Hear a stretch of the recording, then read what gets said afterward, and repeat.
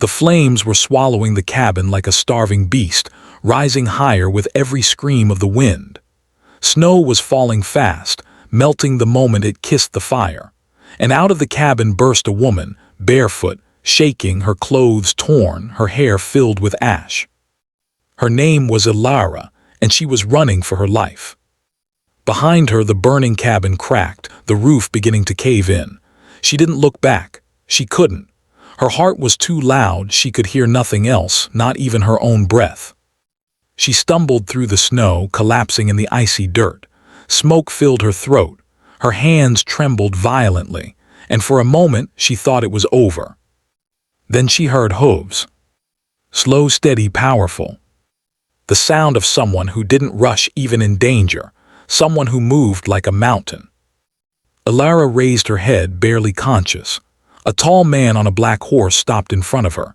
Snowflakes clung to his hat and shoulders. His jaw was set like stone, his eyes sharp yet gentle. He dismounted in one swift move. A lone rancher. He knelt beside her, removed his coat and wrapped it around her shoulders. His voice was deep, calm, and impossibly steady. "Ma'am," he said softly, "you're safe now, I got you." But Ilara shook her head weakly.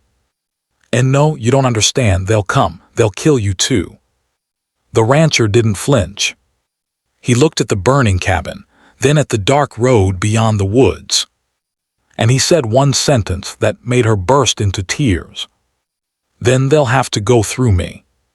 His name was Cole Archer, the most solitary cowboy in the Montana mountains.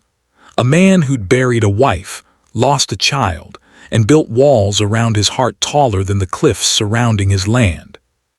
He lifted Ilara into his arms like she weighed nothing. And that night, a woman running from death, and a man running from memories, collided in fate. Cole carried her into his cabin, quiet, warm, with the smell of cedar logs and old leather. He sat her near the fire, gave her water, and covered her with blankets. For a long moment they just stared at each other. She was trembling. He was unreadable. Cole spoke first. "What happened out there?" Ilara swallowed hard. "My husband." Her voice cracked. "He locked me inside the cabin. He poured gasoline. He wanted me dead." Cole's fists tightened until his knuckles went white. She continued, voice shaking. "He said I was worthless, that no one would care if I disappeared. I only got out because the back window shattered from the heat." Cole rose slowly, walked to the window, and exhaled hard, steam rising from his breath in the cold air. "Ilara," he said quietly, "a man who hurts a woman ain't a man. He's a monster, and I don't let monsters roam my land." She hugged herself tighter, tears spilling down.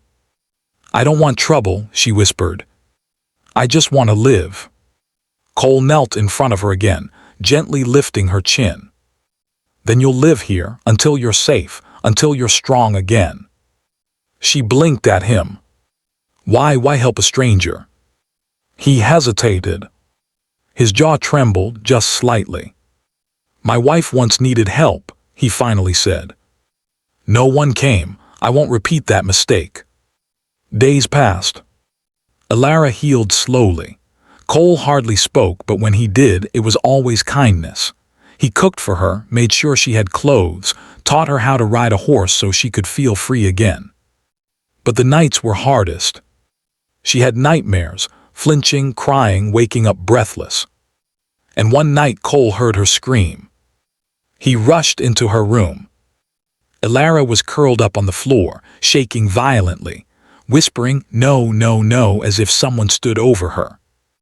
Cole knelt, not touching her. "Ilara, look at me." She opened her eyes.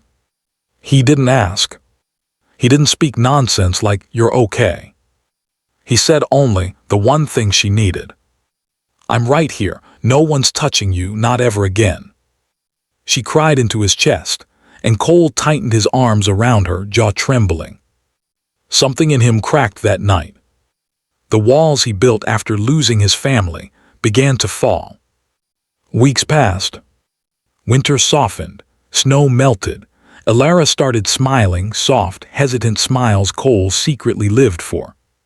She cooked with him, helped in the barn, rode beside him across the valley. Her laughter returned like spring after a long storm. And Cole, he started laughing again too. Until one day, while fixing the fence, Cole saw dust rising on the road, 2 black SUVs approaching fast. He froze. Elara came running out of the barn, panic already in her eyes. "It's him," she whispered. "My husband, he found me." Cole stepped in front of her. "Get inside the cabin, lock the door." "No, Cole, you don't understand. He's dangerous. He has men, he will kill you." Cole turned to her, eyes calm like a man who'd already accepted death once. "Elara, I lost everything once. I didn't fight hard enough for them." He touched her cheek. "I'll fight for you." The SUV screeched to a stop. 3 men stepped out. Her husband, David, smirked. Well, he drawled. "My runaway wife, and a cowboy playing hero." Cole walked forward, slow and steady. "Leave," he said. "One last chance." David laughed. "She's my property." Cole's eyes turned to steel. "She belongs to no one." David signaled his men. A gun was raised. Elara screamed. But Cole moved like lightning, tackling the man, knocking the gun into the snow. The fight was brutal fists, snow, blood. Cole took a punch that split his lip, another to his ribs, but he didn't fall. He didn't stop. He fought like a man, protecting not just a woman, but a second chance at life. Finally, Cole slammed David into the snow, pinned him down, breath shaking with fury. "You ever touch her again," Cole growled, voice deadly calm, "I'll bury you myself." The sheriff arrived moments later. Neighbors had heard the gunshot. David and his men were arrested on the spot for attempted murder and arson. Elara ran to Cole, throwing her arms around him. "You saved me," she cried. Cole held her tight. "No," he whispered into her hair. "You saved me." Spring turned to summer. David remained in prison. Elara never left Cole's ranch. One evening, under the purple Montana sunset, Cole stood awkwardly at the gate, hat in hand. "Elara, I gotta say something." She turned, smiling softly. "I'm listening." He swallowed hard. "When you came into my life, I thought you were just someone I had to protect, but you became the reason I get up in the morning. The reason this home feels alive again. I know I'm just a rancher, with scars, with a past I ain't proud of."